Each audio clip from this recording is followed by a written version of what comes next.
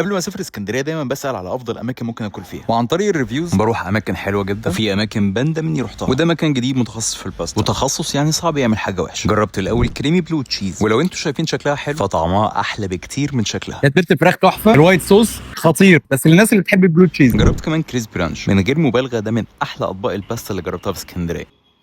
لا ثواني انا اخلصها دي. مكرونه وايت صوص عليها صوص رانش طعمه خطير، والفراخ كمان طعمها حلو قوي. الطبق ده عالمي. ولمحبي السي فود يشرم باستا بالوايت صوص. بعيدا عن طعمها حلو، المكونات كانت فريش، كاني طالبها من محل متخصص في السمك. حاسس ان الحاجه لسه مصدنا دلوقتي. لما قلت لهم اقترحوا عليا حاجه يكون فيها بيف، اقترحوا عليا طبق اسمه سموكد بيف، بس بصراحه جربت من عندهم حاجات اجمد. في اطباق شير كمان حبيت اوريها لكم، بتبقى طالعه بالشكل عشان لو شله صحاب رايحين مع بعض وذوقهم واحد. هنا انا اخترتها ماكن تشيز، توقعت اني مش هدوق حاجه احلى من اللي دقته، بس الماكن تشيز عندهم خطير. كل طبق بيتقدم معاه كورن وتوست ومخيطو. والمكان ده اسمه اوستا باستا، قليل لما بقول الكلمه دي، بس من الاماكن اللي احب انها تفتح في القاهره. مكانه عند فندق المحروسه، ودي كانت تجربه حلوه حبيت اقول لكم عليها.